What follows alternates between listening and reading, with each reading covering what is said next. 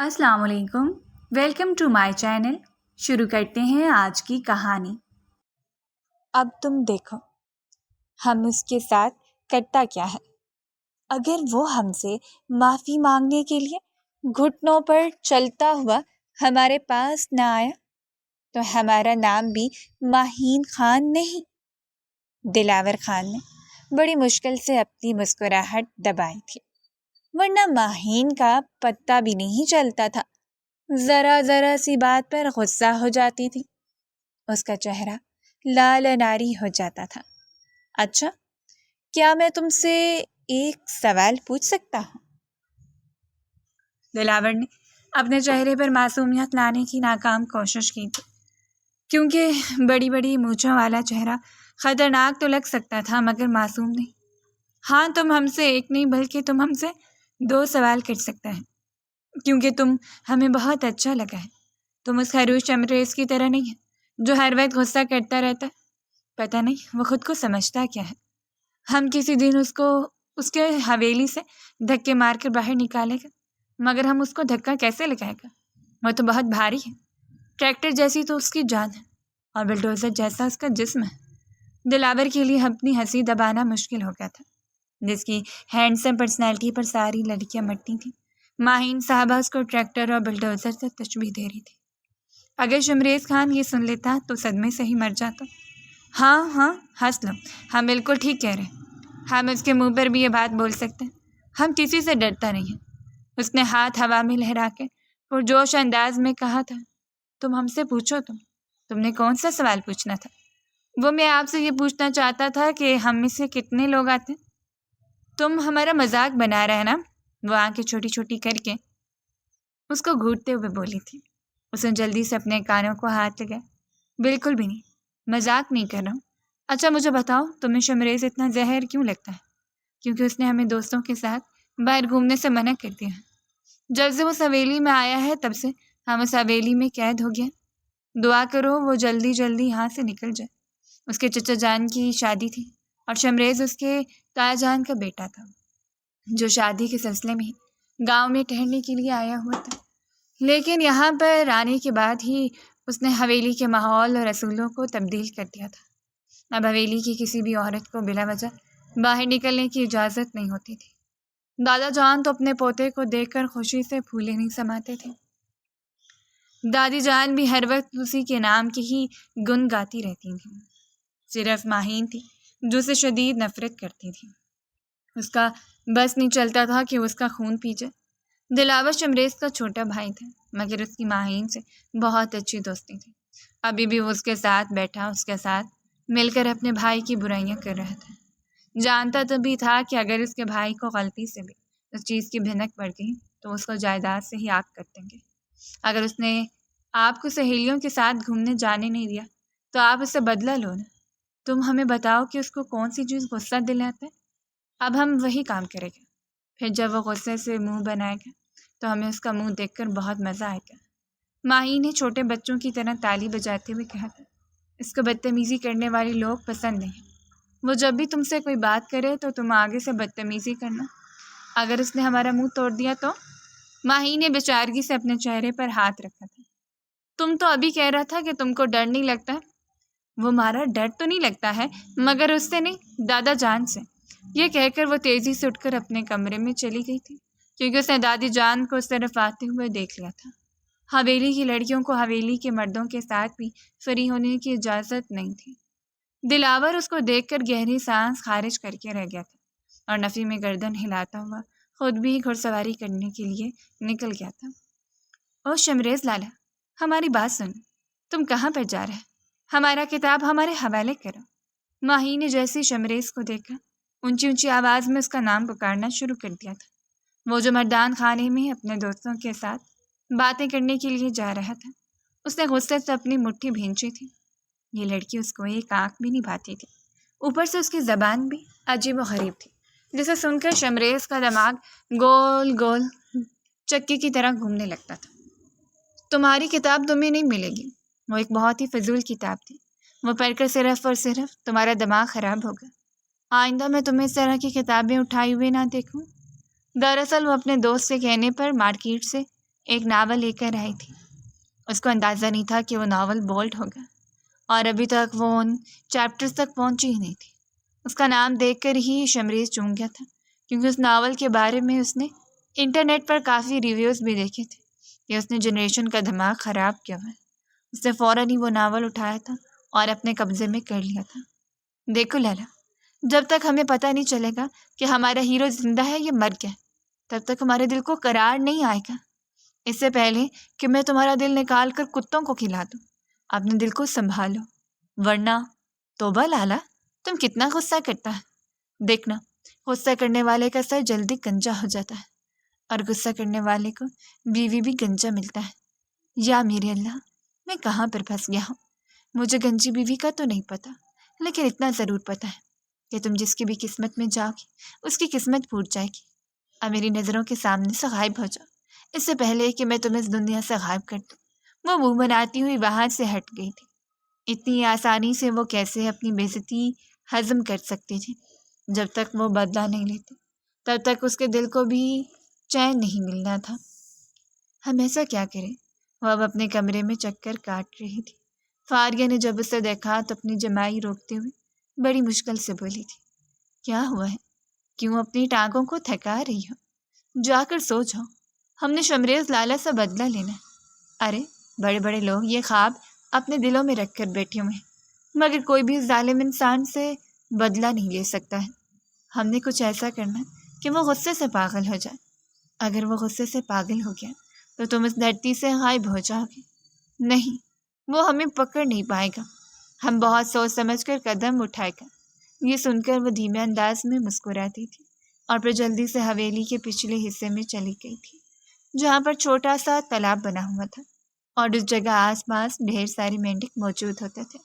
ایک ایک کر کے اس نے سارے مینڈک ڈبے میں بھرے، اور وہ لے کر محتاط انداز میں چلتی ہوئی شمریز کے کمرے کے اندر داخل ہو گئے۔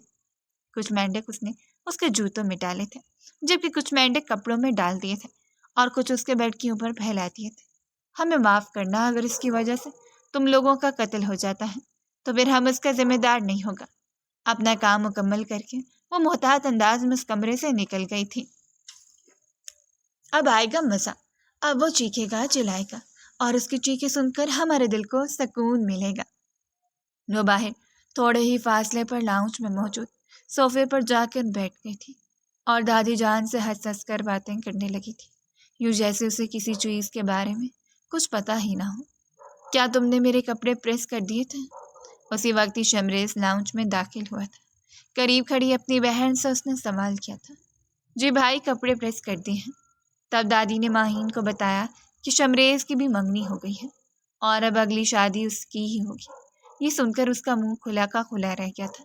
کس کی قسمت پھوٹی ہوئی تھی جس نے ان سے منگنی کر لی؟ شمریز کے آگے بڑھتے ہوئے قدم اپنی جگہ پر ہی رک گئے تھے۔ دادی جان، میں نے آپ کو بتایا بھی تھا کہ یہ لڑکی اپنی زبان کی وجہ سے کسی دن میرے ہاتھوں ضائع ہو جائے گی۔ میں نے تو اسے ہر لحاظ سے سمجھا کر دیکھ لیا۔ مہربانی کر کے اب آپ اس کو سمجھا لیں، کیونکہ اگلی بار میں زبان کا استعمال نہیں کروں گا، بلکہ کوئی اور طریقہ آزماؤں گا جو شیطان کی نانی کو بالکل بھی پسند نہیں آئے گا۔ ارے تم ہوتا کون ہے ہم کو شیطان کی نانی کہنے والے؟ ہم بہت ہی پکا نمازی ہیں، ہم نے کبھی بھی اپنی نماز نہیں چھوڑی۔ دادی، ہم کو شیطان کیسے بول سکتا ہے؟ اس کا پٹھان یکدم ہی جوش مارنے لگا تھا۔ جاہل لڑکی، اس نے ماہین کی دکھتی رگ میں ہاتھ رکھے تھے۔ خود تو پڑھ لکھ کر بھی بات کرنے کی تمیز نہیں ہے۔ دادی جان نے غصے سے اس کے ہاتھوں کو دبایا تھا اور اس کو گھورا تھا۔ مجھے کیوں گھورا ہے؟ اس کو بھی تو دیکھو کیسے میرے ساتھ بدتمیزی کرتا ہے۔ اس کو بولو کہ یہ ہماری حویلی سے نکلے، ورنہ میں اس کو دھکے دے کر یہاں سے نکالے گا۔ ان دونوں میں لڑائی شروع ہو گئی تھی۔ اگر تایا جان بر وقت وہاں پر نہ آتے تو شاید وہ ایک دوسرے کا سر کھول دیتے۔ شمریز بہت ہی غصے میں تھا۔ کبھی بھی کسی نے اسے بدتمیزی نہیں کی تھی، یہاں تک کہ اس کے دوست بھی اسے عزت کے ساتھ پیش آتے تھے۔ اس کا چھوٹا بھائی بھی اس کا ہر حکم مانتا تھا، اماں بھی اس کی بات مان لیتی تھی۔ صرف یہ لڑکی ہی تھی جو ہر بات میں اس کے ساتھ بحث کرتی تھی۔ غلطی میری، مجھے ہی اس لڑکی کو منہ نہیں لگانا چاہیے تھا۔ اس نے اپنی واچ اتار کر ڈریسنگ ٹیبل پر رکھی تھی۔ اس وقت ہی اسے مینڈک کی آواز سنائی دی تھی۔ یہ مینڈک یہاں پر کہاں سے آ گئی؟ اس نے چاروں طرف دیکھا مگر دور دور تک اسے کوئی بھی نظر نہ آیا۔ شاید میرے کان بج رہے ہیں۔ وہ اپنے کپڑے اٹھا کر واش روم میں چلا گیا تھا۔ مینڈکوں کے چھوٹے چھوٹے بچے اس کے کپڑوں میں گھسے ہوئے تھے۔ جیسے وہ شرٹ پہن کر فری ہوا، ایک مینڈک اس کی شرٹ سے باہر نکلی۔ اسی وقت ایک زوردار سی شمریز کے منہ سے چیخ نکلی تھی۔ وہ 25 سال ایک نوجوان مضبوط اعصاب کا مالک مرد تھا، لیکن اس افطار کے لیے وہ بالکل بھی تیار نہیں تھا۔ جب اس کی چیخ کی آواز باہر تک پہنچی تو ماہین کے لبوں پر ایک دل فریب سی مسکراہٹ پھیل گئی۔ اللہ خیر کرے میرے بچے کو کیا ہوا؟ مکافات عمل ہوا ہوگا۔ دادی جان اس کے ساتھ، یہ دوسروں کو پریشان کرتا ہے، اللہ تعالیٰ نے اسے بدلہ لیا ہوگا۔ کہیں تم نے تو کچھ نہیں کیا؟ استغفر اللہ دادی جان، ہم کیوں اس کے ساتھ کچھ غلط کرے گا؟ ہم کو بڑا خوف آتا ہے، ہم کسی کے ساتھ غلط کر ہی نہیں سکتا ہے۔ ہاں بدلہ ضرور لیتا ہے۔ یہ بات اس نے دل میں کہی تھی اور دانتوں کی نمائش کرتی ہنستی ہوئی وہاں سے نکل گئی تھی۔ اپنی شرٹ کو اچھی طرح سے جھاڑنے کے بعد وہ بیڈ پر آ کر بیٹھا۔ 2-3 مینڈک اس کے بیڈ کی چادر کے اندر سے بھی نکلے تھے اور اچھل کر اس کے اوپر بیٹھ گئے تھے۔ یہ کیا بدتمیزی ہے؟ اس نے غصے سے بیڈ کی چادر سائڈ پر پھینکی تو پورے کمرے میں مینڈکوں کی آجاداری ہو گئی تھی۔ یہ یہاں پر کس نے رکھے؟ کس کی اتنی جرأت ہوئی کہ وہ میرے ساتھ اس طرح کی حرکت کرے؟ اس نے غصے سے موبائل اٹھایا تھا اور دلاور کو کال ملائی تھی۔ وہ جو گہری نیند کی وادیوں میں تھا، ہڑبڑا کر اٹھ بیٹھا۔ کیا ہوا ہے بھائی؟ ابھی اور اسی وقت میرے کمرے میں پہنچو، میں سو رہا ہوں، جو کہا ہے وہ کرو۔ اس نے کال کاٹ دی تھی۔ دلاور منہ بناتا ہوں اس کے کمرے میں آیا اور پھر اس کے کمرے کی حالت دیکھ وہ اپنی گردن پیچھے کی طرف گرا کر اونچی اونچی آواز میں ہنسنے لگا تھا۔ کیا تم چاہتے ہو کہ بھری جوانی میں تمہارے دانت غائب ہو جائیں؟ نہیں، مجھے تو حیرانگی ہو رہی ہے کہ آخر کس میں اتنی ہمت ہے جس نے آپ سے پنگا لینے کی کوشش کی۔ تم مانو یا نہ مانو، یہ مجھے شیطان لڑکی کا ہی کارنامہ لگ رہا ہے۔ وہ لڑکی میرے ریڈار میں آ گئی ہے۔ کس کی بات کر رہے ہیں آپ؟ اس حویلی میں ایک ہی پاگل اور نفسیاتی لڑکی ہے۔ نہیں، وہ دل کی بہت اچھی ہے۔ دلاور کے سائڈ لینے پر وہ اس کو گھور کر رہ گیا تھا۔ جلدی سے یہ سارے مینڈک میرے کمرے سے باہر نکال لو، مجھے ان مینڈکوں سے ڈر لگتا ہے۔ معذرت کے ساتھ میں ان کے پاس نہیں جاؤں گا، آپ خود نکالیں تو پاگل تو نہیں ہو گئے؟ اب کیا میں ان کو ہاتھ لگاؤں گا؟ نہیں، آپ کوئی بھی طریقہ استعمال کریں مگر میں انہیں نہیں نکالنے والا۔ ایک مینڈک دلاور کے قدموں میں آ کر بیٹھا تو وہ اچھل کر سائڈ پر ہو کر کھڑا ہو گیا تھا۔ اسے بس مینڈکوں سے گھن محسوس ہوتی تھی، اس کے علاوہ تو وہ کسی سے بھی نہیں ڈرتا تھا، یہاں تک کہ موت کا بھی کھل کر سامنا کر سکتا تھا۔ بس شرط یہ تھی کہ موت مینڈکوں کے ہاتھوں نہ لکھی ہوئی ہو۔ پوری حویلی میں کہہ رہا ہوں بچ گیا تھا کہ شمریز بھائی کے کمرے میں مینڈک گھس گئے۔ اس کو صرف مینڈک ہی محبت کر سکتا ہے، ورنہ کسی عقل مند انسان کو تو اس سے محبت نہیں ہو سکتی ہے۔ وہ اس وقت بھی اس کی مدد کرنے کی بجائے اس پر لقمے دے رہی تھی۔ تم ان کو جلدی سے باہر نکالو نا۔ ارے ہم کیوں ان کو ہاتھ لگائے گا، ہم کو ان سے ڈر لگتا ہے۔ وہ یہ کہہ کر نارمل انداز میں ہی کمرے میں کھڑی رہ گئی تھی۔ 2-3 مینڈک اس کے قدموں کے اوپر سے چھلانگ مار کر بھی گزرے تھے مگر اسے کوئی پرواہ نہیں تھی۔ یہ کارنامہ کون سر انجام دے سکتا ہے؟ دادی جان کو ابھی بھی کچھ سمجھ نہیں آ رہا تھا۔ میں پتہ لگا لیتا ہوں۔ اس کمرے سے باہر میں نے کیمرے لگائے ہوئے ہیں، میں دیکھتا ہوں کہ آج صبح کون کون میرے کمرے میں گیا تھا۔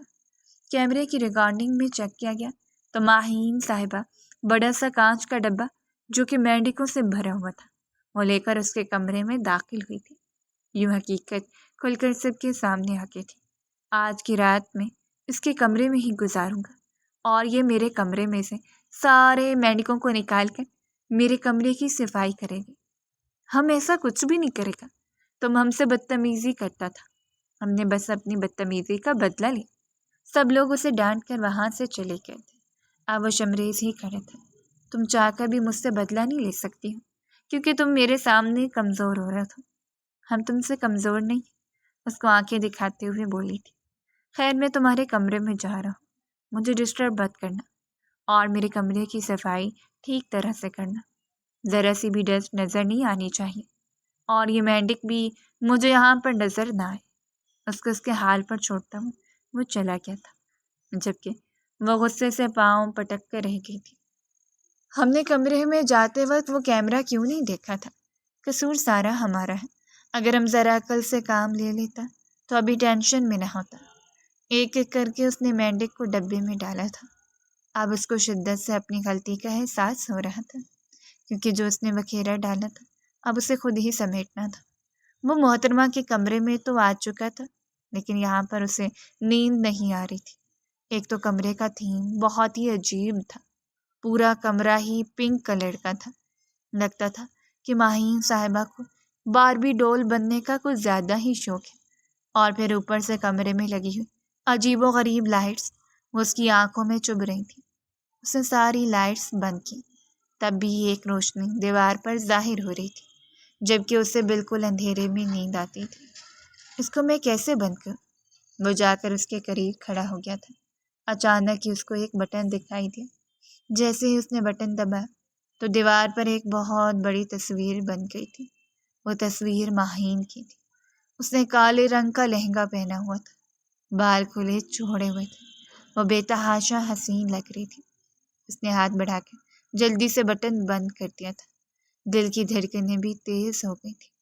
یہ لڑکی خوبصورت ہے، اس میں کوئی شک نہیں ہے۔ کاش اس میں تھوڑا سا دماغ بھی موجود ہوتا۔ بے ساختہ اپنے بالوں میں ہاتھ پھیرتا ہوا وہ اپنے بیڈ پر آ کر لیٹ گیا تھا۔ اسی وقت ہی شمریز خان کا موبائل بجنے لگا تھا۔ ایک بیزار سی نظر اس میں موبائل پر جگمگاتے ہوئے نمبر پر ڈالی تھی، جو اس کی ہونے والی بیوی کا تھا۔ وہ اس سے بات نہیں کرنا چاہتا تھا، جانتا تھا کہ ہر بار کی طرح صدف اسے اس بار بھی اس سے پیچھے ہٹنے کی بات کرے گی۔ دیکھو، تم پلیز اس شادی سے انکار کر دو۔ میں کسی اور سے محبت کرتی ہوں، میں تم سے شادی نہیں کر سکتی۔ ہم لوگ کبھی بھی پرسکون زندگی نہیں گزار پائیں گے۔ تم کسی ایسی عورت کو اپنی زندگی میں کیسے شامل کر سکتے ہو جس کے دل میں کوئی اور بستا ہو؟ ٹھیک ہے، محبت تم کرتی ہو تو انکار بھی تم کرو گے۔ تمہاری وجہ سے میں اپنے گھر والوں کی نظروں میں برا نہیں بننا چاہتا۔ اگر تمہیں واقعی میں شخص سے محبت ہے تو جا کر اپنے والدین کو کھلے لفظوں میں بتا دو، یا پھر میرے والدین کو بتا دو، مگر مجھ سے یہ امید نہ رکھو۔ یہ کہہ کر اس نے غصے سے کال کاٹ دی تھی۔ وہ یہ شادی صرف اور صرف اپنے بابا کی وجہ سے کر رہا تھا۔ صدف اس کے بابا کے بزنس پارٹنر کی بیٹی تھی، جن کو انہوں نے زبان دی ہوئی تھی، اور پٹھانوں میں یہ بات مشہور تھی کہ وہ اپنی زبان سے مکرتے نہیں تھے، چاہے جان سے چلے جاتے۔ وہ بھی اپنے بابا کی دی ہوئی زبان کو ہی پورا کر رہا تھا، ورنہ اسے صدف جیسی عورتیں بالکل بھی پسند نہیں تھیں۔ خیر، اسے تو عورت ذات سے ہی چڑ ہوتی تھی۔ مجھے تم نظر سے گرا تو رہے، مجھے تم کبھی بھی بھلا نہیں سکو گے۔ صبح سویرے کا وقت تھا۔ آدھی حویلی اس وقت خاموشی میں ڈوبی ہوئی تھی۔ کچن سے ہلکے ہلکے شور کی آواز سنائی دے رہی تھی۔ صرف ندا ہی جاگ گئی تھی، کیونکہ آج کل اس کو صبح سویرے واک کرنے کا شوق چڑھا ہوا تھا۔ حویلی سے پیچھے ایک چھوٹا سا باغ موجود تھا، اس پر اس کے کزنوں نے ٹریک بنایا ہوا تھا۔ وہ وہیں پر باغ پر جاتی تھی۔ صبح فجر کی اذانوں کے قریب ہی ماہین و ظالم انسان کے کمرے کی صفائی کر کے فارغ ہوئی تھی، جبکہ رات سے مسلسل ماہین کے کمرے کی تلاشی لے رہا تھا۔ ہر دراز پر اس کی تصویر موجود ہوتی تھی، اور ہر تصویر پر کراس کا نشان ہوتا تھا۔ جب وہ اس کے ڈریسنگ روم میں داخل ہوا تو سامنے کا منظر دیکھ کر چمریز کو لگا تھا کہ اس کی آنکھوں نے کچھ غلط دیکھ لیا۔ وہ پوری دیوار اس کی تصویروں سے بھری ہوئی تھی، اور ہر تصویر پر ایک تیر لگا ہوا تھا، یعنی وہ اس کی تصویروں پر تیر سے نشان باندھتی تھی۔ یا میرے اللہ، کیا وہ لڑکی مجھے اس حد تک ناپسند کرتی؟ ایک جگہ پر تو اس نے ایک سٹیکی نوٹ بھی لگایا ہوا تھا، جس پر لکھا ہوا تھا، ہماری زندگی کا صرف ایک ہی مقصد ہے، ہمیں اس جلاد کو حویلی سے باہر نکالنا ہے، چاہے اس کے لیے ہمیں اپنی جان ہی کیوں نہ دینی پڑے۔ یہ سن کر وہ کھل کر مسکرا دیا تھا۔ یعنی اب تو تمہیں تنگ کرتے ہوئے بہت مزہ آئے گا، کیونکہ جب مجھے پتہ چل جاتا ہے کہ کوئی مجھ سے سخت ناپسند کرتا ہے تو پھر اسے چھیڑخانی کرنے کا اپنا ہی مزہ ہوتا ہے۔ وہ بھی پوری رات اسی بارے میں ہی سوچتا رہا تھا۔ اس طرح سے وہ بھی ٹھیک سے سو نہیں پایا تھا۔ صبح جب وہ باہر گیا تو بہت معافی انتہائی گندی آواز میں دکھی گانے گا رہی تھی۔ وہ اس کے پہلو میں ہی جا کر بیٹھ گیا تھا۔ شمریز کو ساتھ بیٹھا ہوا دیکھ کر وہ ہڑبڑا کر اٹھ بیٹھی۔ یہیں پر وہی بیٹھو، مجھے تم سے بات کرنی ہے۔ آج کے بعد تم میرے کمرے کی صفائی کیا کرو گی، کیونکہ تم بہت ہی اچھی صفائی کرتی ہو۔ ہم مر جائے گا مگر ایسا کبھی بھی نہیں کرے گا۔ ہم تمہارا نوکر نہیں ہیں، ہم اس حویلی کا مالکن ہے، اور مالکن کبھی بھی صفائی نہیں کرتا ہے۔ ہم سے غلطی ہوا تھا، ہم نے اس کا خمیازہ بھگت لیا، لیکن اس سے زیادہ ہم سے امید مت رکھو۔ میں ہر 2 دنوں کے بعد اپنے کمرے کی صفائی کرواتا، 2 دن کے بعد پھر سے میرے کمرے میں مجھ سے پوچھے بغیر ہی آ جانا اور صفائی کر کے چلی جانا۔ اور ہاں، مجھے کام چور لوگ بالکل بھی پسند نہیں ہیں۔ دل لگا کر کام کرو گی تو تمہیں ہی فائدہ ہوگا۔ او ہیلو شمریز لالا، ذرا بات تو سنو ہمارا۔ وہ غصے سے واویلا مچا رہی تھی، مگر وہ جواب دیے بغیر ہی جتنی تیزی سے آیا تھا اتنی تیزی سے حویلی کے اندرونی حصے میں داخل ہو گیا تھا۔ اس کے لبوں پر ابھی بھی دل فریب سی مسکراہٹ پھیلی ہوئی تھی۔ وہ مسکراتا ہوا بہت خوبصورت لگتا تھا، شاید یہی وجہ تھی کہ وہ بہت کم مسکراتا تھا۔ شام کا وقت تھا، سارے کزن باہر لان میں بیٹھے لوڈو کھیل رہے تھے۔ شمریز بھی لان میں تھوڑا ہی فاصلے پر بیٹھا تایا جان سے بزنس کے حوالے سے باتیں کر رہا تھا، جب اسے ایک چیختی ہوئی آواز سنائی دی تھی۔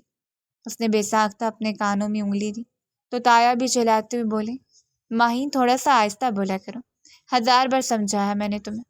ٹھیک ہے، دوبارہ تم کو شکایت کا موقع نہیں دے گا۔ وہ وہاں پر زور شور سے چیٹنگ کر رہی تھی، کوئی بھی اسے لوڈو میں نہیں جیت سکتا تھا۔ اچانک ہی اسے اپنے نام کی پکار سنائی تھی، میں بھی تمہارے ساتھ کھیلوں گا۔ اس نے دیکھا کہ وہ کوئی اور نہیں بلکہ شمریز تھا۔ آپ کو رہتے ہوئے بہت مزہ آئے گا، کیونکہ آپ کو الو بنانا بہت ہی آسان کام ہے۔ اس نے بات دل ہی دل میں کہی تھی۔ اس کے سامنے جا کر بیٹھ گیا تھا، اور یہ سچ تھا کہ 1 منٹ کے اندر اندر اس کا دماغ گول چکری بن گیا تھا۔ سمجھ نہیں آ رہا تھا کہ وہ کہاں سے گوٹی نکال رہی تھی اور کہاں سے اس کی گوٹی مار رہی تھی۔ جذبات میں آ کر اس نے اس لڑکی کے ساتھ 50,000 کی شرط بھی لگا لی تھی۔ وہ بری طرح سے اس سے لوڈو میں ہار گیا تھا۔ میں نے آپ کو پہلے ہی بتایا تھا شمریز بھائی، اس بے ایمان عورت سے آپ نہیں جیت سکتے ہیں۔ تم باقی ساری باتیں سائڈ پر رکھو، چلو جلدی سے میرا 50,000 مجھے دو۔ اس نے معصومیت سے آنکھیں ٹمٹماتے ہوئے اس کے سامنے ہاتھ پھیلا دیا تھا۔ اپنا اکاؤنٹ نمبر دو۔ ہمارے پاس موبائل نہیں ہے، اس نے دھیمے سے لہجے میں کہا تھا۔ یہ سن کر ایک لمحے کے لیے تو اسے اپنے کانوں پر یقین ہی نہیں آیا تھا۔ وہ چونک گیا تھا۔ آج کل کے دور میں اس کے پاس اپنا موبائل نہیں تھا۔ تایا جان ہم کو موبائل رکھنے کا پرمیشن نہیں دیتا ہے۔ وہ کہتا ہے کہ اچھی لڑکیاں اپنا الگ سے موبائل نہیں رکھتی ہیں۔ ہم دادی کی موبائل پر گیم کھیل لیتا ہے اور ڈرامہ بھی دیکھ لیتا ہے۔ تم ہم کو یہ سارے پیسے کیش میں دے دینا۔ یہ کہہ کر وہ رکی نہیں تھی بلکہ بھاگتی ہوئی کمرے میں چلی گئی تھی۔ وہ اس کی پشت کو گھور کر رہ گیا تھا۔ کیا لڑکی ٹھیک ہے؟ کبھی کبھار وہ اس سے امپریس ہو جاتا تھا اور کبھی کبھار وہ اس سے بہت زیادہ چڑھ جاتا تھا، لیکن فی الحال اسے اس لڑکی کے بارے میں نہیں سوچنا تھا بلکہ اس عورت کے بارے میں سوچنا تھا جس سے اس کی شادی ہونے جا رہی تھی۔ مگر اس کے ڈرامے ہی ختم نہیں ہو رہے تھے۔ آئے روز ہی اس کو کال کرتی تھی، کبھی اسے اپنے مرنے کی دھمکیاں دیتی تھی اور کبھی اس کے سامنے بھیک مانگتی تھی۔ وہ بھی اپنے نام کا ایک تھا، اپنی ریپوٹیشن خراب نہیں کرنا چاہتا تھا۔ کزن کی شادی پر ماہین بہت ہی پیاری لگ رہی تھی۔ وہ آسمان سے اتری ہوئی کوئی حور معلوم ہو رہی تھی۔ وہ جب بھی کہیں جاتی تھی اس جلال سے ٹکراتے ٹکراتے بچی تھی۔ تم کیا ہمارا پیچھا کر رہا ہوتا ہے؟ ہم جہاں بھی جاتا ہے تم وہاں پر نازل ہو جاتا۔ یہی سوال میں تم سے بھی پوچھ سکتا ہوں۔ وہ بازو لپیٹ کر مطمئن انداز میں کھڑا اس کے لال ہوتے ہوئے چہرے کو دیکھنے لگا تھا۔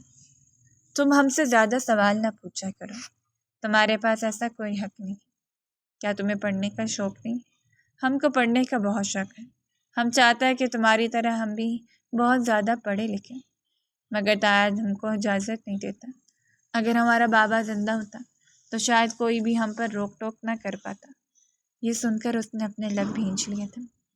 سرسری انداز میں اپنی بات مکمل کرتی وہاں پر اپنے کزنوں کے گروپ کے ساتھ جا کر کھڑی ہو گئی تھی۔ یہ دیکھ کر اس کا دل اچانک ہی خراب ہونے لگا تھا۔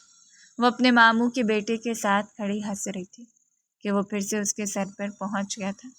اس کو ڈانٹ کر شمریز نے کمرے میں بھیج دیا تھا۔ لیکن ایک بات جو اس نے شدت سے نوٹ کی تھی کہ آج اس نے شمریز سے بدتمیزی نہیں کی تھی، بلکہ اس کی آنکھوں میں آنسو پھیل گئے تھے۔ کیا تاہا نے تم کو ہماری ماں کے بارے میں سب بتا دیا؟ اسی وجہ سے تم ہم پر شک کر رہے؟ وہ جاتے ہوئے پلٹی تھی اور اس کی آنکھوں میں دیکھتے ہوئے اس سے پوچھا تھا۔ یہ سن کر اس کے قدم زمین پر ہی جم گئے تھے۔ کیا مطلب ہے؟ کس بارے میں بات کر رہی ہو؟ وہ کچھ بھی بولے بغیر بھاگتے ہوئے کمرے میں چلی گئی تھی۔ وہ ٹھٹک کر اپنی جگہ پر رک گیا تھا۔ کچھ تو گڑبڑ تھی، کچھ تو غلط تھا جو اس حویلی میں اس لڑکی کے ساتھ ہو رہا تھا، لیکن کیا؟ وہ یہ سمجھ نہیں پا رہا تھا۔ شادی ختم ہو چکی تھی، وہ لوگ شہر واپس آ گئے تھے۔ اب اسے اپنی نکاح کی تیاریاں کرنی تھی۔ مہندی بہت ہی دھوم دھام سے ہوئی تھی، مگر رخصتی کے دن جب وہ بارات لے کر دلہن کے گھر گیا تو پتہ چلا کہ دلہن ہی بھاگ گئی ہے۔ اس کی شادی پر ماہین بھی آئی تھی اور وہ بہت زیادہ پرجوش تھی۔ دادی جان کو تو جیسے موقع ہی مل گیا تھا۔ انہوں نے ماہین کو پکڑ کر اپنے پوتے کے پہلو میں بٹھا دیا تھا اور ان دونوں کا نکاح کروا دیا تھا۔ وہ دونوں ہی اپنی جگہ پر بت بن کر بیٹھے رہ گئے تھے۔ دونوں کو ابھی تک یقین نہیں آ رہا تھا کہ قسمت نے ان کے ساتھ اتنا بڑا مذاق کر دیا۔ ہم اس کے ساتھ رخصت ہو کر نہیں جائے گا، وہ چلاتے ہوئے بولی تھی۔ مجھے بھی تمہیں اپنے ساتھ رخصت کرا کے ساتھ لے کے جانے کا کوئی شوق نہیں ہے۔ میری طرف سے برے دن اپنی اماں کے گھر پر ہی بیٹھی رہو۔ ہاں ٹھیک ہے، میں اپنی ماں کے گھر ہی جاؤں گی۔ یہ پہلا جملہ تھا جو اس نے ٹھیک ادا کیا تھا، ورنہ اس سے پہلے تو وہ ٹوٹی پھوٹی اردو میں اس سے بدتمیزی کیے جا رہی تھی۔ دادی جان نے ان دونوں کو ڈانٹ کر خاموش کرایا تھا۔ تائی جان بھی اب ان دونوں کے پاس بیٹھی ان کو سمجھا رہی تھی۔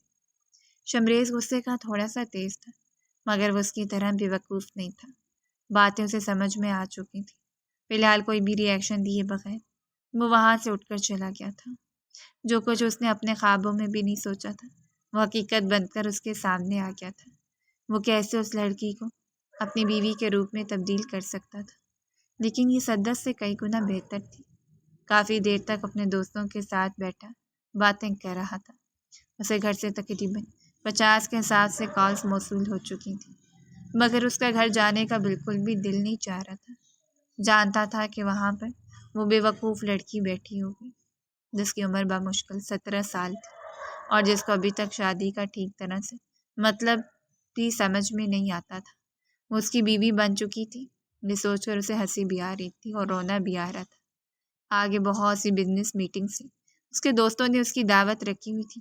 وہ ان کی بیویوں سے مل چکا تھا اور چاہتا تھا کہ اپنی بیوی کو بھی ان سے ملوائے، مگر وہ یہ سوچ کر پریشان ہو رہا تھا کہ اگر اس کو لے کر گیا تو اسے اس کے دوستوں کے سامنے شرمندہ کر دے گی۔ ایک تو اس کی زبان بھی بہت عجیب تھی اور دوسرا اسے انگلش کی سمجھ بھی نہیں آتی تھی۔ اس کے دوستوں کی سب بیویاں ہی پڑھی لکھی تھیں۔ اس کی بیوی عمر میں بہت چھوٹی تھی۔ یہ الگ سے ایک مسئلہ تھا۔ ساری چیزوں کے بارے میں سوچتا ہوا وہ حویلی کے اندر داخل ہوا تھا۔ گہری خاموشی نے اس کا استقبال کیا تھا۔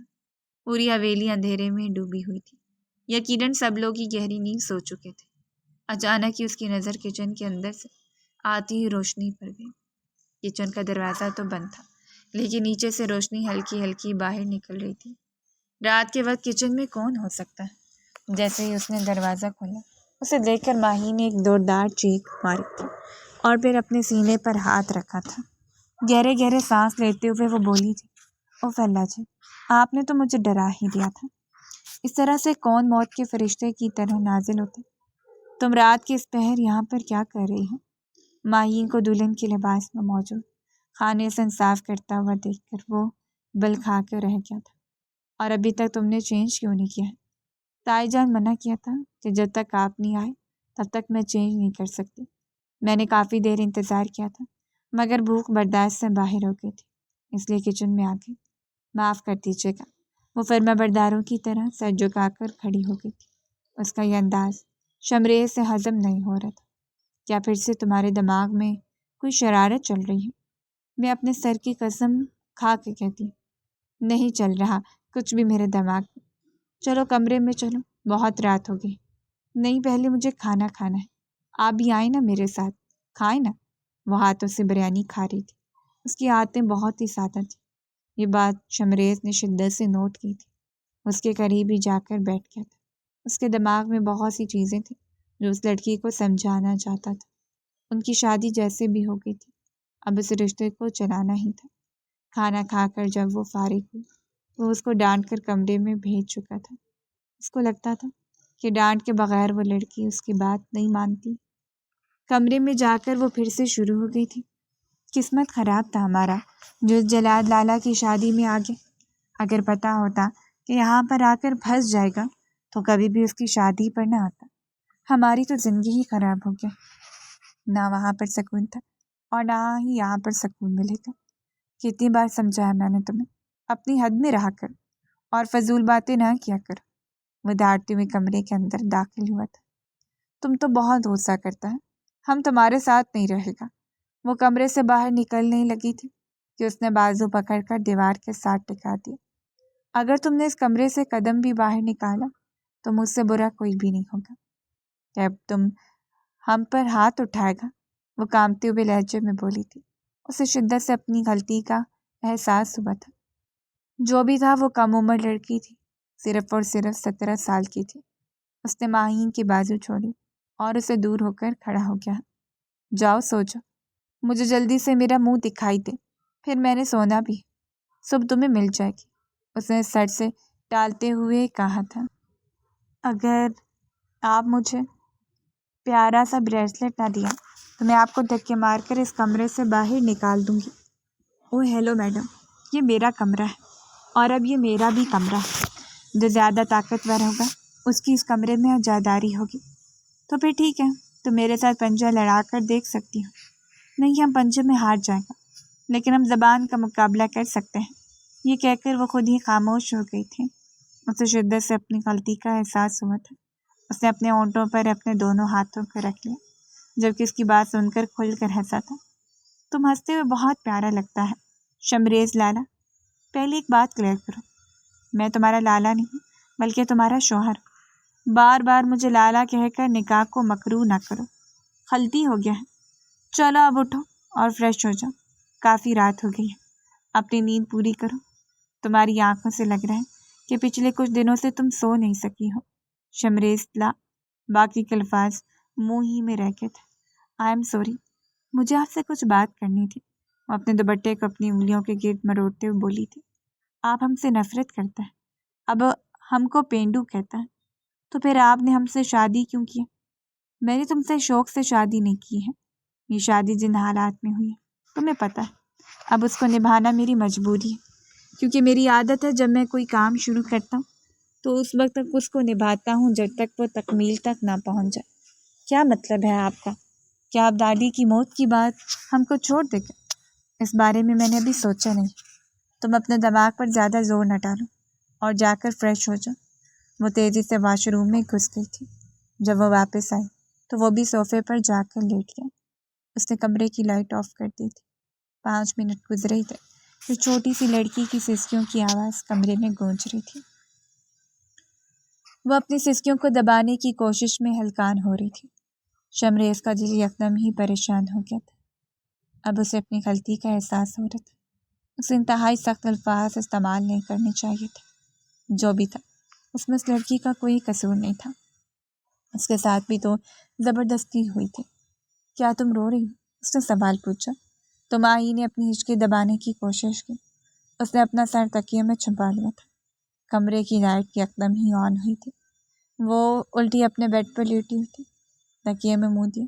اٹھو، شمریز نے اسے اٹھنے کا حکم دیا۔ اس نے نفی میں سر ہلا دیا تھا۔ میں کہہ رہا ہوں اٹھو۔ وہ یکدم ہی اٹھی اور پھر اس کے گلے لگ کر پھوٹ پھوٹ کر رونے لگی۔ وہ اپنی جگہ پر ساکت ہو گیا۔ آئی ایم ریئلی سوری، تم بہت برا بولتا ہے، تم پر بار اپنے لفظوں سے ہم کو تکلیف پہنچاتا ہے۔ تم بہت برا بندہ ہے۔ ہم چاہتا تھا کہ ہمارا شکر بہت اچھا ہو، وہ ہم سے محبت کرے، مگر تم ہم سے نفرت کرتا ہے۔ ہم پہاڑ جیسا زندگی تمہارے ساتھ کیسا گزارے گا؟ اور اگر بیچ میں تم نے ہم کو چھوڑ دیا تو ہم کہاں پر جائے گا؟ ہمارا تو اس دنیا میں کوئی بھی نہیں ہے۔ دادی تو کہتا تھا کہ تمہارے شوہر کا گھر تمہارا آخری ٹھکانہ ہوگا۔ حویلی میں بھی سب ہم سے نفرت کرتا تھا، تم بھی ہم سے نفرت کرتا ہے۔ یہ کہہ کر وہ تکلیف سے دھاڑے مار مار کر رونے لگی تھی۔ بظاہر خوش نظر آنے والی وہ چھوٹی سی لڑکی اندر سے کتنی دکھی تھی، جو شمریز کو آج معلوم ہو رہا تھا۔ سب حویلی میں تم سے نفرت کیوں کرتا ہے؟ وہ غیر ارادی طور پر اسی کے انداز میں ہی بول گیا تھا۔ کیونکہ میری ماں نے بھاگ کر ابا سے شادی کی تھی۔ تایا جان ہمیشہ ہم کو کہتا تھا کہ ہمیں تم سے ڈر لگتا ہے، ہم تم پر یقین نہیں کر سکتا۔ اس نے ہمیں کالج میں بھی داخلہ نہیں دلوایا۔ وہ کہتا تھا کہ ہم بھی اپنی ماں کی طرح بھاگ جائیں گے۔ وہ ہمیں موبائل بھی نہیں دیتا تھا۔ وہ ہم سب کو سب کزنوں میں ذلیل کرتا تھا۔ صرف دادی جان تھی جو ہم سے محبت کرتی تھی۔ باقی حویلی والا بھی اچھا تھا، مگر تایا کی باتیں دل کو لگتی تھیں۔ بہت تکلیف ہوتی تھی شمریز لالا۔ سب سے زیادہ تکلیف تو مجھے اس وقت ہوتی ہے جب تم مجھے لالا کہہ کر پکارتی ہو۔ وہ اس کو ٹوکتی ہوئی بولا، مگر وہ روئے چلی جا رہی تھی۔ اب مجھے تمہاری رونے کی آواز سنائی نہ دے، ورنہ مجھ سے برا کوئی بھی نہیں ہوگا۔ اگر تم چپ ہو گئی تو کل میں تم کو موبائل لے کر دوں گا اور گھمانے کے لیے بھی لے کر جاؤں گا۔ تم تو ہم سے نفرت کرتا۔ نہیں، میں تم سے نفرت نہیں کرتا ہوں، مجھے بس تم پر غصہ آتا ہے۔ اگر تم اچھی بچی بن جاؤ گی تو میں بھی تمہارا دوست بن جاؤں گا۔ کیا تم مجھ سے دوستی کرو گے؟ وہ اپنا ہاتھ اس کی طرف بڑھاتے ہوئے بولے۔ ہم لڑکوں سے دوستی نہیں کرتا ہے، دادی جان ہم کو بڑا ڈانٹتا ہے۔ میں تمہارا شوہر ہوں، بے وقوف عورت۔ ہاں تو پھر ہم تمہارا دوست کیوں بنے؟ یا تو ہم کو بیوی بنا یا پھر ہمارے ساتھ تعلق ہی نہ رکھو۔ وہ بھی بہت چالاک تھی۔ اس کی چالاکی پر وہ اشش کر اٹھا تھا۔ ٹھیک ہے، ہم تم کو اپنی بیوی بنائے گا، مگر ہم تم کو دوست بھی بنانا چاہتا ہے۔ جو بیوی ہوتا ہے وہ کبھی بھی دوست نہیں ہو سکتا، بیوی بس بیوی ہوتا ہے۔ ٹھیک ہے میری ماں، جیسا تم کہو ویسا ہی ہوگا، اور پلیز رونا بند کرو۔ وہ پیار سے اس کے آنسو صاف کرتے ہوئے بولا تھا۔ سو جاؤ، دوبارہ کوئی تمہیں نہیں ڈانٹے گا اور نہ ہی تمہارے بارے میں کوئی بات کرے گا، میرا تم سے وعدہ ہے۔ اگلے دن حویلی والے سے ملنے کے لیے آئے تھے۔ تائی جان جو کہ سب لوگوں کے سامنے اسے پیار جتاتی تھی، وہ تنہائی میں اسے انتہائی نفرت کرتی تھی۔ جب وہ چھوٹی ہوتی تھی تو تائی جان اسے تکلیفیں پہنچاتی تھی، اس کو ذہنی اذیت دیتی تھی، اور اس کو ہم کیا دیتے تھے کہ اگر تم نے اس بارے میں کسی کو بتایا تو میں تمہیں جان سے مار دوں گی۔ مائی نے بڑی مشکل سے حویلی میں وقت گزارا تھا۔ ابھی بھی وہ لاؤنج میں تائی جان کے ساتھ ہی بیٹھی ہوئی تھی، اس کے کردار پر وار کر رہی تھی۔ وہ اس کو جان بوجھ کر ڈرا رہی تھی کہ میں تمہارے شوہر کو تمہارے ماضی کے چکروں کے بارے میں بتا دوں گی، حالانکہ ایسا کچھ بھی نہیں تھا۔ شمری جو کہ تائی جان کا سن کر ان سے ملنے کے لیے آیا تھا، اندر سے آنے والی آوازوں کو سن کر اس کے ماتھے پر بل پڑ گئے تھے۔ ایک عورت کھلے عام اس کی بیوی کو ہراساں کر رہی تھی، وہ یہ کیسے برداشت کر سکتا تھا؟ آج تو آپ نے یہ بات کر لی، دوبارہ یہ بات کہی تو میں آپ کو گھر سے نکلوانے میں 1 منٹ بھی نہیں لگاؤں گا۔ یہ تم مجھ سے کس لہجے میں بات کر رہے ہو؟ جس لہجے میں آپ میری بیوی سے کر رہے ہیں، میں اسی لہجے میں آپ سے پیش آ رہا ہوں۔ کیوں؟ تکلیف ہوتی ہے نا، ہر کسی کو ہوتی ہے، کیونکہ ہر کسی کی عزت نفس ہوتی ہے۔ یہ ایک ایسی عورت کی بیٹی ہے جو گھر سے بھاگ گئی تھی، تم اس عورت کے ساتھ، یہ میری بیوی ہے۔ ماضی میں جو کچھ بھی ہوا ہے مجھے اس سے فرق نہیں پڑتا، اور نہ ہی اس میں اس کا کوئی قصور ہے۔ اب اس کا آپ لوگوں کے ساتھ میں کوئی تعلق نہیں ہے، تو مہربانی کر کے میری بیوی سے دور ہو جائے۔ دوبارہ میں آپ لوگوں کو اس کے آس پاس بھٹکتا ہوا نہ دیکھوں، ورنہ جو آپ کی بیٹی کی کرتوت ہے وہ بھی ساری دنیا کے سامنے کھل کر آ جائیں گے۔ وہ یہ بات تو نہیں کرنا چاہتا تھا، اسے کسی کی عزت اچھالنے کا بالکل بھی شوق نہیں تھا، مگر تائی جان کی فضول باتوں کی وجہ سے وہ مجبور ہو گیا تھا۔ ان کی بیٹی یونیورسٹی میں پڑھتی تھی اور بہت ہی عیاش طبیعت کی مالک تھی۔ آج کل وہ جس لڑکے کے ساتھ گھوم رہی تھی، وہ جس لڑکے کے ساتھ چکر چلا رہی تھی، وہ اس کے دوست کا بھائی تھا۔ اسی وجہ سے اس کے پاس ساری انفارمیشن تھی، مگر وہ چاہ کر بھی کچھ نہیں کر سکتا تھا، کیونکہ وہ عورت کسی کے کنٹرول میں ہی نہیں تھی۔ تایا جان یوں تو سب لوگوں کے سامنے بہت شریف بنتے تھے اور دین کی باتیں کرتے تھے، انہیں اپنی بیٹی کے بارے میں کچھ بھی علم نہیں تھا، اور اگر پتہ چل جاتا تو وہ اس کے جان سے مارنے میں 1 سیکنڈ بھی نہ لگاتے۔ تائی جان تھی جنہوں نے اپنی بیٹی کے عیبوں پر پردہ ڈالا ہوا تھا۔ تم ان کی باتیں کیوں خاموشی سے سن رہے تھے؟ مجھے ڈر لگ رہا تھا، اگر میں کچھ بول دی تو وہ مجھے ماریں گی۔ اب تو میری بیوی ہو، اب کوئی بھی تمہیں ہاتھ نہیں لگا سکتا ہے، اور اگر آپ نے مجھے مارا تو میں عورتوں پر ہاتھ نہیں اٹھاتا، میں عورتوں کی بہت عزت کرتا ہوں، میرا یقین مانو۔ مجھے بتاؤ کہ تم کہاں پر گھومنے کے لیے چلو گی، جہاں پر آپ لے چلیں۔ وہ اس کو لے کر شہر کے سب سے بڑے ہوٹل میں آیا تھا۔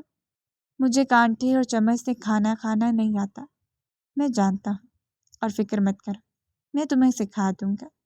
اسے ایک ایک چیز بہت ہی اچھے طریقے سے سمجھا رہا تھا۔ تھوڑی دیر کے بعد اس نے مہارت کے ساتھ کانٹے اور چمچ سے کھانا کھانا شروع کر دیا تھا۔ تم تو میری سوچ سے بھی زیادہ ٹیلنٹڈ ہو، بس کبھی غرور نہیں کیا۔ وہ اس کی طرح رک رک کر نارمل بولنے کی کوشش کرتی تھی، لیکن اس طرح اسے کافی ٹائم لگ جاتا تھا۔ تم جس لہجے میں بولتی ہو تم اسی لہجے میں ہی بول سکتی ہو، مجھے کوئی مسئلہ نہیں ہے، تمہارا وہ لہجہ بھی مجھے پسند ہے۔ کیا آپ سچ کہتا ہے؟ کیا آپ کو واقعی ہمارا یہ لہجہ اچھا لگتا ہے؟ ہاں، مجھے پسند ہے۔ تو پھر ہم کو اپنی اردو پر محنت کرنے کا ضرورت نہیں ہے۔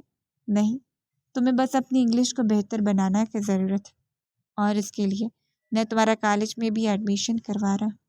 دل لگا کر پڑھائی کرنی ہے، اور مجھے شکایت کا کوئی موقع نہیں دینا ہے۔ خوشی کے مارے اس کی آنکھوں میں آنسو آ گئے تھے۔ وہ شخص جس سے بہت زیادہ چڑھتی تھی، اور اسے لگتا تھا کہ اسے جوتی کی نوک پر رکھے گا۔ جس طرح سے اس کے خاندان کے روایتی مرد تھے، وہ ان کی طرح ہی برتاؤ کرے گا۔ مگر شمریز نے اس کی ساری غلط فہمیاں دور کر دی تھی۔ وہ ایک بہت ہی اچھا اور محبت کرنے والا شوہر ثابت ہوا تھا۔ وہ دونوں ہوٹل سے باہر نکل آئے تھے۔ کافی زیادہ رات ہو چکی تھی۔ شمریز کو گھر سے کئی کالز موصول ہو چکی تھیں۔ اس نے موبائل بند کر کے جیب میں ڈال دیا تھا۔ ہمیں گھر واپس چلنا چاہیے، اتنی پریشان ہو رہی ہوگی، تم ٹینشن نہیں مت لو، میں سب سنبھال لوں گا۔ کیا تم نے سکین کہانی ہے؟ وہ اس کی آنکھوں میں جھانکتے ہوئے بولا۔ اس نے زور شور سے ہاں میں گردن ہلا دی تھی۔ اس کے سارے خواب آہستہ آہستہ پایا تکمیل کو پہنچ رہے تھے۔ تمہیں کس طرح کا مرد پسند ہے؟ جو اپنی عورتوں کی عزت کرنا جانتا ہوں، جو اپنی عورت کو ڈیفینڈ کرنا جانتا ہوں، جو اس کی پردہ پوشی کرنا جانتا ہوں، اور جس کی محبت صرف اس کی عورت کے لیے ہو۔ یہ کہہ کر وہ چپ کر گئی تھی۔ اور آپ کو کس طرح کی لڑکی پسند ہے؟ وہ سرسری لہجے میں بولی تھی، کیونکہ اس کے پاس اس کے علاوہ پوچھنے کے لیے کچھ تھا ہی نہیں، یا پھر وہ جانتی نہیں تھی۔ مجھے تم پسند ہو۔ اس کی آنکھیں اپنی جگہ پر ہی جم گئی تھیں۔ آپ میرے ساتھ مذاق کر رہے ہیں؟ نہیں، میں تمہارے ساتھ مذاق کیوں کروں گا؟ تو پھر کیا آپ مجھ سے محبت کا اظہار کر رہے ہیں؟ ہاں، تم یہی سمجھ سکتی ہو۔ آپ کا اظہار کرنا بالکل بھی نہیں آتا۔ وہ اب نارمل اردو بول رہی تھی۔ اسے مشکل تو بہت پیش آ رہی تھی، لیکن وہ جانتی تھی کہ جب وہ نارمل اردو میں بات کرتی تو اس کے شوہر کو خوشی ہوتی ہے۔ وہ دونوں ایک ساتھ ہی حویلی کے اندر داخل ہوئے تھے۔ سامنے ہی اس کی تائی جان کھڑی تھی۔ دن کی عزت افزائی پر انہیں ابھی تک چین نہیں آ رہا تھا۔ آخر شمریز خان اس 2 ٹکے کی لڑکی کی وجہ سے کیسے ان کو اتنا ذلیل کر سکتا تھا؟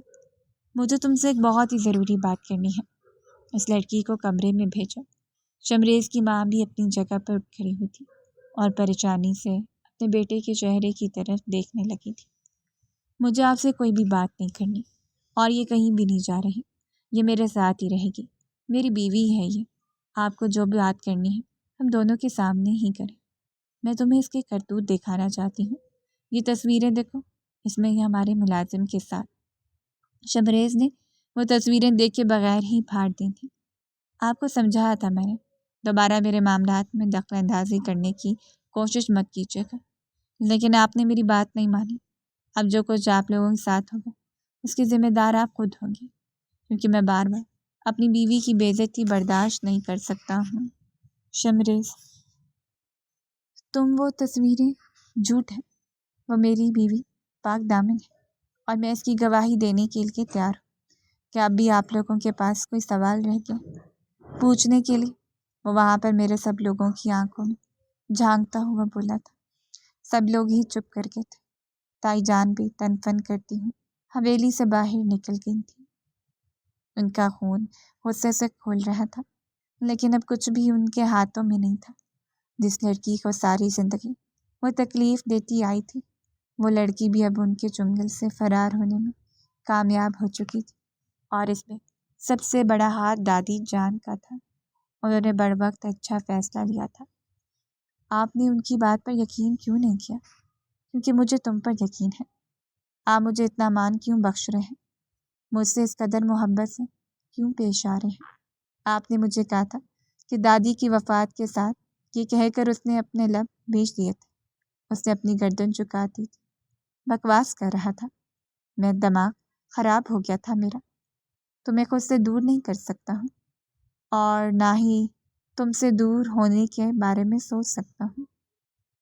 چلو اب اپنے ذہن کو ہر طرح کی پریشانی سے خالی کرو اور سوچو۔ مجھے آپ کے ساتھ سونا ہے۔ بے ساختہ اس کے لبوں سے پھسلا۔ اگلے لمحے وہ اس کے کندھے پر سر رکھے لیٹی ہوئی تھی۔ وہ اس کی سانسوں کی تپش اپنے سینے پر محسوس کر رہا تھا اور بہت پیار سے اس کے بالوں میں انگلیاں پھیر رہا تھا۔ تھوڑی ہی دیر میں وہ ہوش و حواس سے بیگانہ ہو چکی تھی۔ وہ اسے شروع سے ہی نفرت نہیں کرتا تھا۔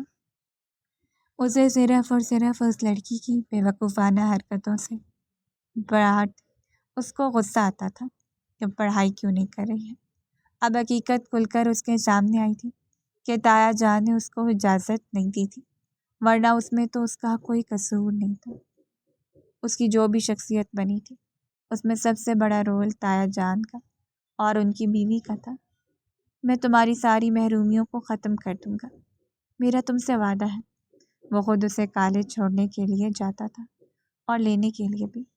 اس کی ہر خواہش اس کے منہ سے نکلنے سے پہلے ہی پورا کر دیتا تھا۔ وہ گزرنے کے ساتھ ساتھ بہت ضدی ہوتی جا رہی تھی، لیکن وہ ضد بھی ایک حد میں رہ کر کرتی تھی۔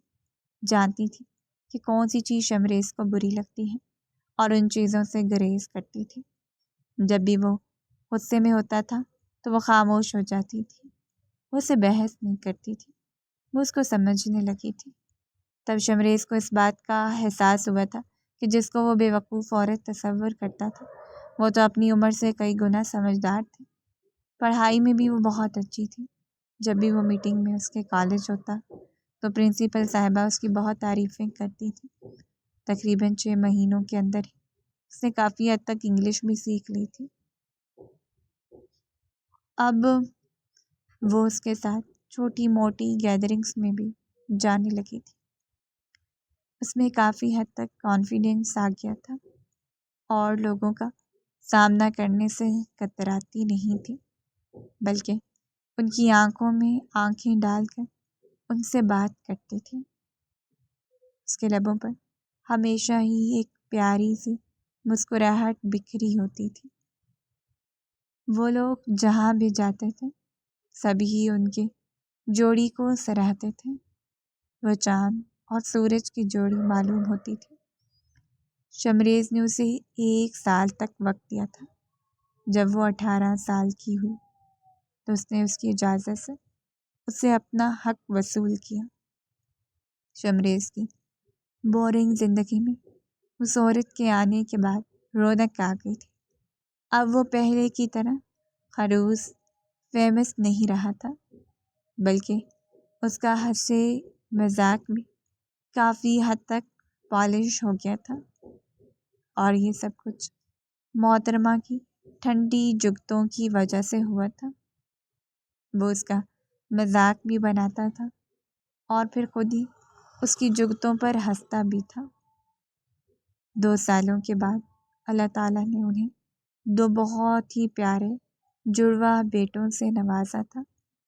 ماہین بچپن سے ہی جس خوشگوار زندگی کا خواب دیکھتی تھی، آج وہ خواب پایا تکمیل تک پہنچ گیا تھا۔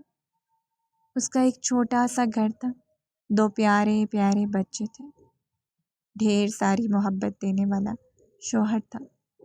وہ ایک مکمل خاندان میں ڈھل چکی تھی اور اپنی پسندیدہ زندگی جی رہی تھی۔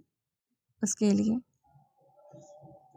وہ اپنے رب کی بے حد شکر گزار تھی۔ اس کے دل سے دادی جان کے لیے ڈھیر ساری دعائیں نکلنی تھیں، جنہوں نے بر وقت فیصلہ لیا تھا۔ اور اس کی زندگی سنور گئی تھی، اور اس میں قسمت کا بھی بہت بڑا ہاتھ تھا، اور بہت حد تک اس کی دعائیں بھی شامل تھیں۔